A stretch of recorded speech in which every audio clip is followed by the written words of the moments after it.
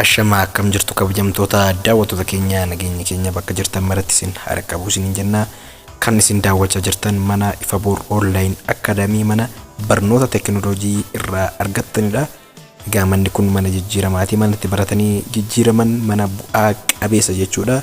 Hedduun keessan barnoota kutaa darbe irratti akka fayyadamaa turtanillee nutti himaa turtan jechuudha. Isin galatoomaa isin jenna. Egaa hundi keenya akkuma beeknu manni kun barumsa teknooloojii kennuudhaan beekama jechuudha. Egaa mana Ifaboor Online Academy namoonni subscribing goone subscribe gochuudhaan irraa baradhaan isin jedha.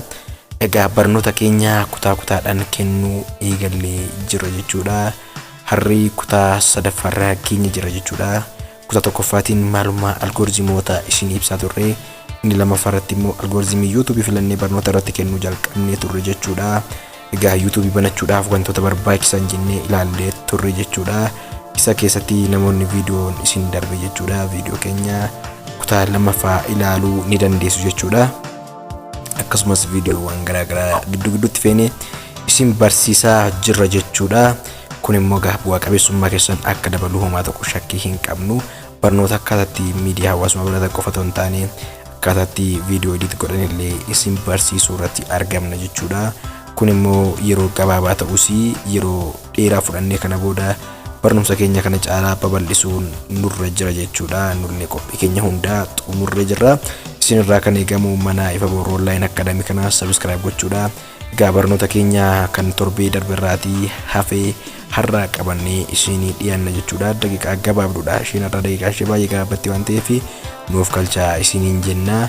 Dhimma barnootichaaf jecha barnoota biraa immoo itti dabaluu waan hin barbaanneef gabaabsinee isin dhiyeessuu yaadne jechuudha. Egaa kanarra wal wajjin hin barannu YouTube hojjechuu namoonni barbaadan jechuudha. Kutaa darbe irratti isin yeroo dhiyeessinee YouTube banachuudhaaf maal maaltu isin barbaachisa jennee gama keessanii wantoota barbaachisan ilaallee turre jechuudha. Yookaan internaalii kan jennu ilaallee turre, eksternaalii kan jennu immoo qaama alaa irratti kan barbaachisan jechuudha. Qaama alaa irraa kan barbaachisan jechuun YouTube kana hojjechuudhaaf dirqama kaameraa qabaachuu hin qabnu, dirqama bilbiloota adda addaa qabaachuu hin qabnu, waan marka keenya jiruun hojjenna isiniin jedheen ture jechuudha. Egaa isaan keessaa immoo har'a qaama alaa irraa kan nu barbaachisu yoo jiraate YouTube kana eegaluudhaaf appilikeeshinoota jechuudha. Har'a appilikeeshinoota filatamoo ta'an yookaan appilikeeshinoota barbaachisoo ta'an jechuudha isiniin eere jechuudha. Kana kan isin eeru immoo kan iimeelii keessanii fi YouTube keessanitti banattan akkasumallee dursa kana YouTube kanaaf viidiyoo edit gochuun waan tokko kan isin fayyadu appilikeeshinoota salphaan isin eegala jechuudha. Keessumaa appilikeeshinoota baay'ee bareedoo ta'an firii kan ta'anii akka barbaadanitti kan hojjechuu dandeessaniif akkasumas watermarkii kan ofirraa hin qabne jechuudha. Kanaaf appilikeeshinoota kanallee isiniin eere jechuudha. Na wajjin turaan isiniin jedha.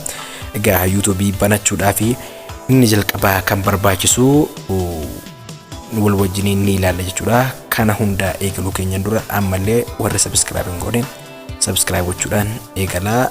Mee amma hundi keessaniyyuu akka subscribe gootan check godhadhaa. Hayyee warreen subscribe gootan galatoomaa isiniin jenna. Like gochuun hin dagatina. Yaada keessan comment godhaa. Kallattumaan gara barnoota keenyatti dabarra. Egaa YouTube banachuudhaaf wantoonni barbaachisan maal jennee har'a appilikeeshinoota wal wajjin ilaalla isiniin jedheen jira jechuudha.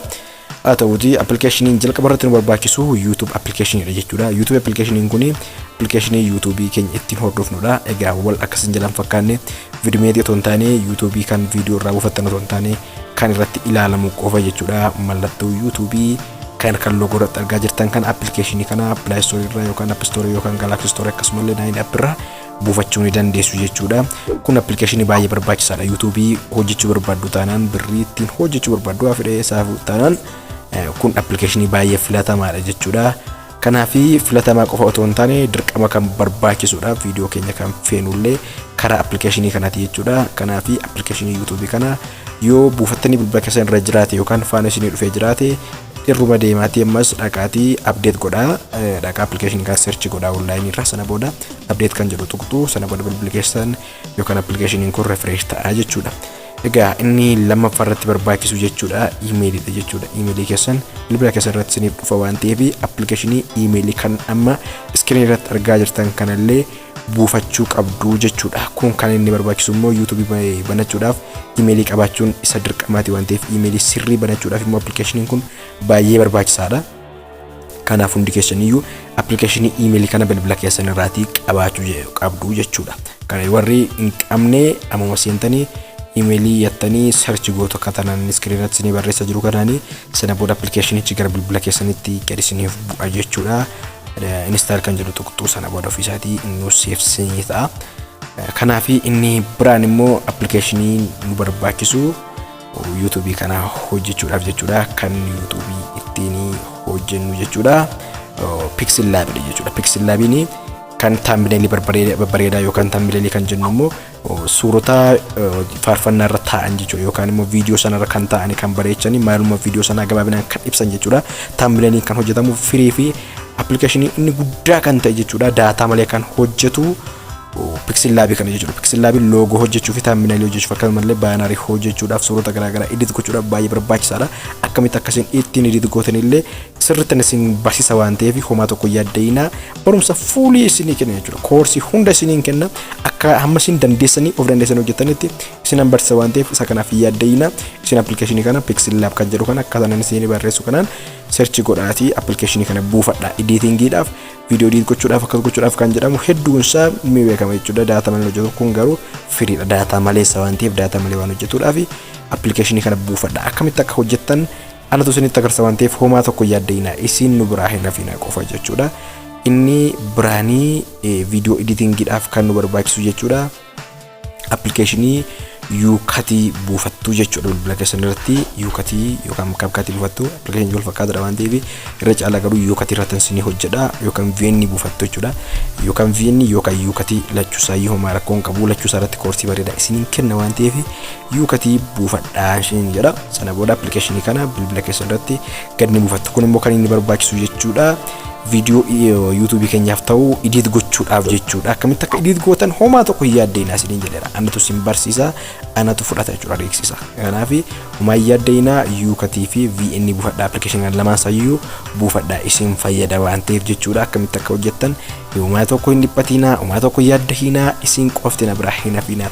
Kun YouTube qofa otoo hin taane TikTokii garaagaraaf illee akkamitti akka edit gootan akkamitti akka bareechatan anatu isinitti agarsiisa. Waa tokko hin yaaddayina isa kanaaf waada isinii gala jechuudha. Isin na hordofuu qofa hin neesina. Kanaaf appilikeeshinoonni kun appilikeeshinoota baay'ee murteessoodha jechuudha. Inni biraanii appilikeeshiniin baay'ee barbaachisu baay'ee filatamaa kan ta'e jechuudha. Kan ittiin akkaawuntii keessan hordoftanii YouTube Studio kan jedhu kana kan akkanatti search gootanii appilikeeshinii kana ni buufattu jechuudha. YouTube Studio kana buufattu. Appilikeeshinoonni kun appilikeeshinoota baay'ee barbaachisoo ta'an shanan jechuudha YouTube hojjechuudhaaf.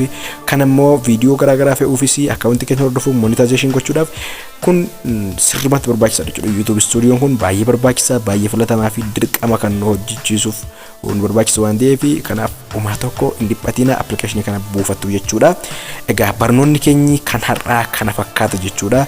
Amma seensarra jirra waan ta'eef isin appilikeeshinii kana buufattee na eegdu. Sana booda kutaattaan immoo maal gochuu akka qabnu wal wajjin ni ilaalla jechuudha. Viidiyoon guyyaa har'aa baay'ee gabaabaa akka ta'e nan beeka jechuudha. Garuu barnoota daqiiqaa koo dheereffachuudhaaf bu'aa ofii kootiif jecha yoon isinirra dheeresse yeroo keessan gubuutaa hamma isin barsiisutti galaa keessan akka kuufattanii waa xiqqoo irraa akka galaa kaawwattan waan an barbaaduuf malee waa'ee bu'aa ofii kootiif qofa miti. Isinirratti daqiiqaa dheeressuun haasaa qofa dheeressuun homaa tokko hin fayyadu waan ta'eef waan irratti hojjechuu qabnu irratti nu hojjenna, xiyyeeffannee qofa hojjenna waan ta'eef isin hin nuffinaan isiniin jedha. Viidiyoon irraa gabaabachuusaaf immoo naaf kalchaa barnoota gadi fagoo kennuudhaaf immoo anammallee qophiidha. Torbee itti aanu yookaan guyyaa itti aanu viidiyoo bareedaan isinii gadhiisa. Akka kanaan dura torbee hin ga'u, torbeetti viidiyoo 2-3 haga 4 hojjechaan jira waan ta'eef jechuudha. Kun isinii gadhiisaan jira. Homaa tokko yaadda hin ganna kana hojii guddaa hojjenna. Isin mana Ifaboor Online Academy subscribe gochuu hin dagatina. Telegram irrattis dhaqaatii Ifaboor Online Academy jedhaati search godhaa. Sana booda memberii keenyatti dabalamaa irratti mari'anna. Gaaffii keessan achiin na gaafattu. Ifaboor shaw kan jedhu irratti illee achiin hordofuu dandeessu. TikTokii dhaqaatii carraaqii mucaa wallaggaa kan jedhu follow godhaa. Yoosina eebbisuu biyya nagaa jiraadhaa. Shaaloom kutaa itti aanu walitti deemna.